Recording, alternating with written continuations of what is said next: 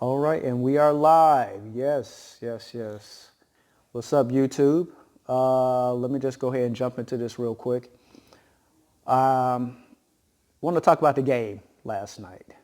No, not the soccer game. Baseball. Nope. Talking about the NBA Finals. Okay.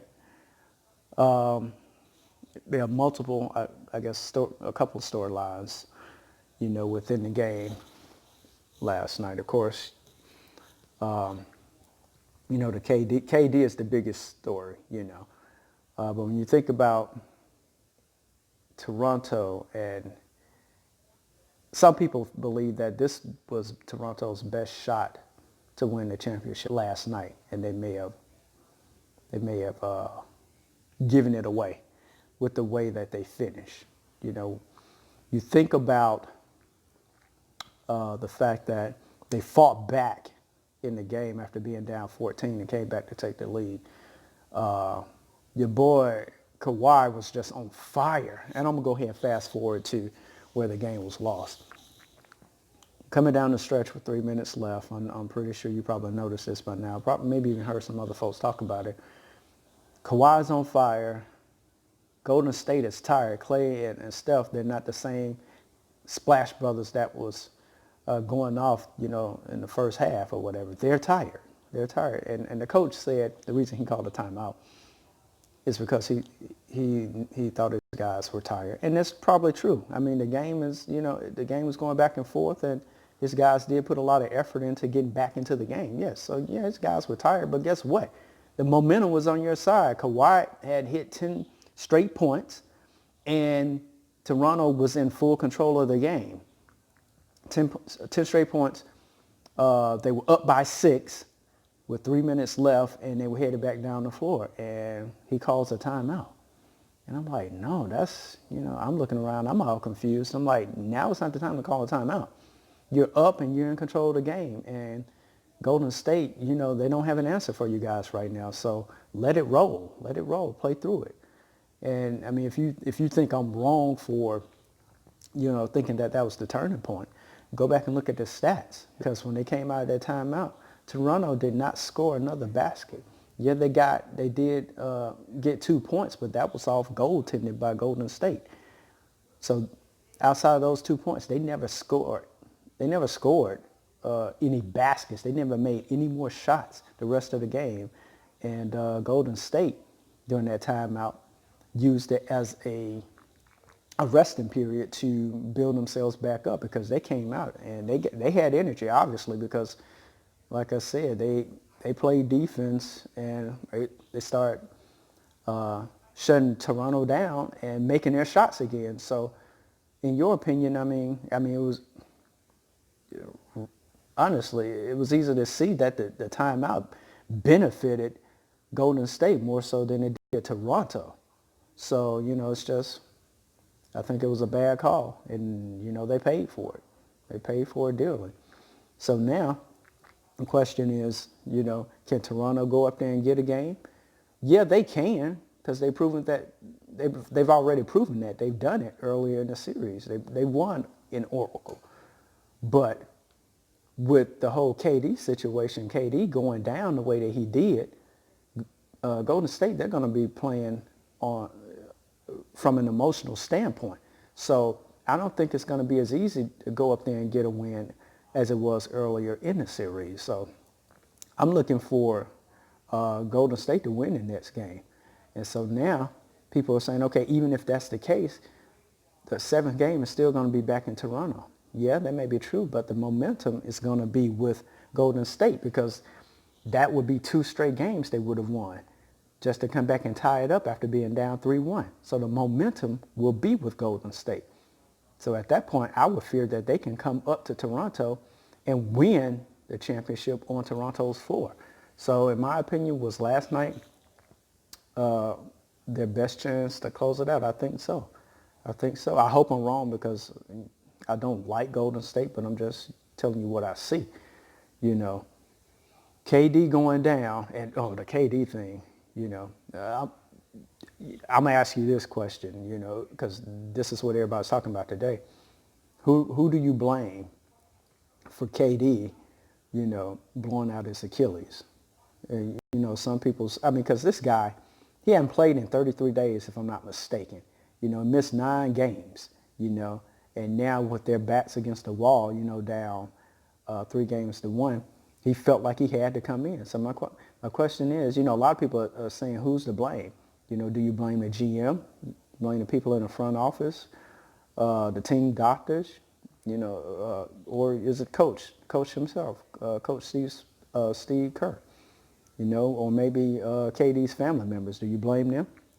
Is it somebody in his ear, And I'm gonna tell you, I don't care who you have, around you telling you to do this and do that, or giving you advice as to what they think you should do.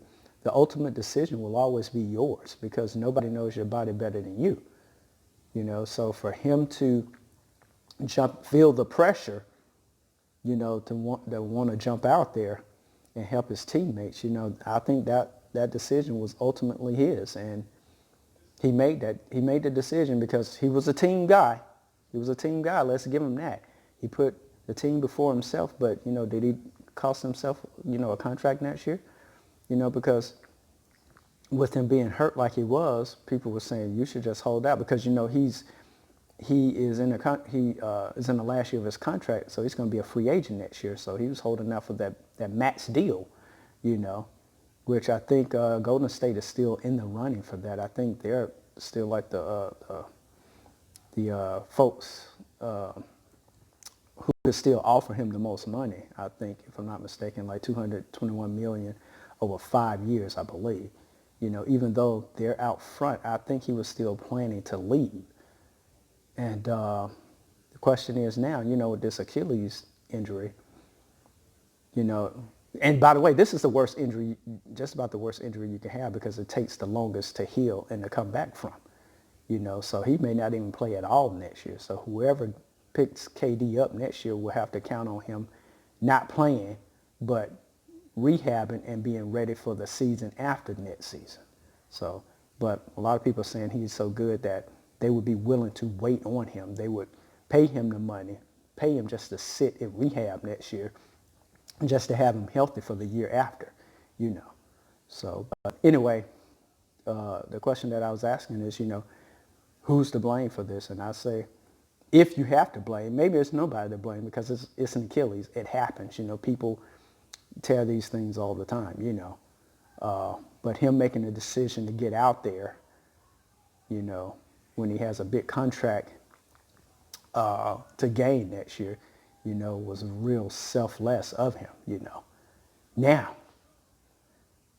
the other side of that, flip side of that, is people are looking at the Kawhi situation from last year, because remember, he had some type of leg injury when he was with San Antonio, and they cleared him, to come back at a certain time, and he didn't feel comfortable coming back, and so he held out, because again, nobody knows their body better than the individual, So Kawhi held out, and since they were he felt uncomfortable with the team, physicians and the organization as a whole trying to force him to come back, so he demanded a trade. He's like, I'm out of here.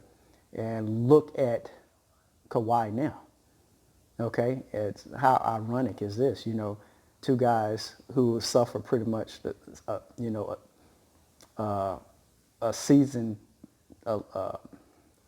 almost a season ending type injury, where they both had to consult doctors, and one decided to come back before he was ready in KD, and he ended up injuring it, a lot more than